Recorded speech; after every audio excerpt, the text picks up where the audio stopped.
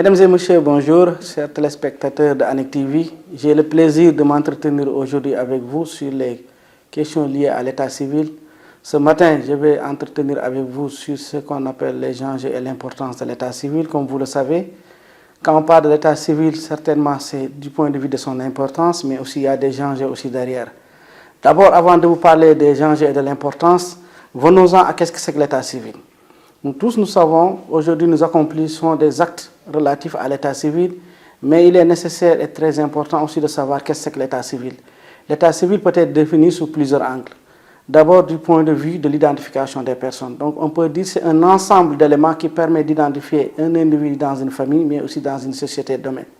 Donc là, ça renvoie forcément à la personne par rapport aux attributs que la loi lui confère. Le code de la famille, en son article 1er, dit qu'on est avec la personnalité juridique. Et ce même code nous dit qu'à l'article 29, que les actes, les faits ne peuvent être prouvés que par... L'état des personnes ne peut être établi et prouvé que par les actes d'état civil. Donc aujourd'hui, son enjeu et son importance revêt un caractère très capital et très important. Donc nous venons à l'importance de l'état civil. Donc l'importance de l'état civil peut être appréhendée sur plusieurs angles. Donc du point de vue des individus, on peut parler de l'importance de l'état civil. Du point de vue même de l'État, du pouvoir central aussi, on peut appréhender aussi là-bas l'importance de l'état civil. Du point de vue des individus, là aussi nous allons distinguer l'importance selon qu'on est un enfant ou bien qu'on est un majeur. Du point de vue des enfants, l'état civil d'abord permet à l'enfant d'acquérir ce qu'on appelle une nationalité, d'être rattaché à un pays, de ne pas être apatride. Donc permettre à cet enfant né d'avoir une identité qui va lui permettre d'accéder aux services de l'État, notamment la santé, notamment l'éducation et autres services rattachés que l'enfant pourra bénéficier. Ça permettra aussi à l'enfant d'avoir des parents pour que demain s'il y a des questions d'héritage qui se posent, qu'il puisse hériter et même pour retrouver demain ses parents en cas de perte. Donc là, c'est de l'importance qu'on peut appréhender du point de vue de l'enfant. Du point de vue des personnes majeures, nous savons tous qu'aujourd'hui, pour accéder au travail professionnel, il faudra prouver un document vous identifiant. Donc d'habitude, ce qui est demandé, c'est la carte nationale d'identité. Et cette carte nationale d'identité, sa base de fabrique, c'est l'acte d'état civil. Donc pour accéder à cet emploi formel, aujourd'hui, il faut forcément à la base qu'il y ait l'acte d'état civil. Les gens majeurs aujourd'hui veulent voyager, que ce soit du point de vue religieux, ceux qui veulent aller au pèlerinage à la Mecque ou bien au lieu de chrétienté. À la base, il faut qu'un document d'état civil soit là, vous permettant d'avoir la carte nationale d'identité et un passeport pour vous permettre de voyager. Mais aussi, tout travail en certaines périodes va demander d'aller à la retraite.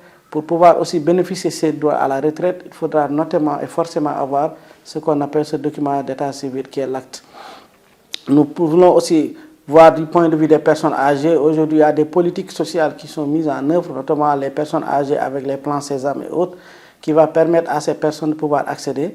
Et c'est cet acte d'état civil qui déterminera l'âge de la personne et savoir est-ce que la personne est dans la phase de la retraite ou non. Donc là, c'est un peu l'importance de l'état civil du point de vue des individus. Du point de vue de l'État, nous savons tous qu'un État fonctionne sur la base des planifications. Et un État qui veut se développer doit avoir des éléments, des facteurs qu'il maîtrise. Et ces facteurs sont sur la base des données qui sont fiables. Et ces données qui sont fiables ne peuvent être produites qu'à la base de l'état civil.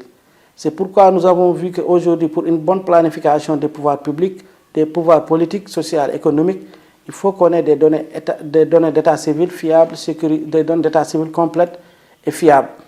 Et nous avons vu que l'État aujourd'hui, pour pouvoir maîtriser sa population, a besoin de recourir à ce qu'on appelle le système de recensement, qui ne favorise pas la complétude des données parce que tout le monde n'est pas recensé forcément.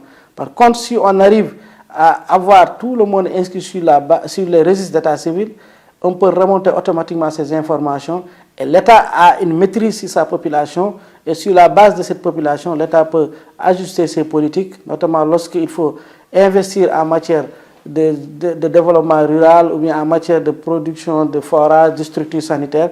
Donc c'est sur cette base-là que l'État a besoin de ces données d'état civil pour planifier ses politiques économiques, ses politiques sanitaires et ses politiques de manière générale de politique de développement.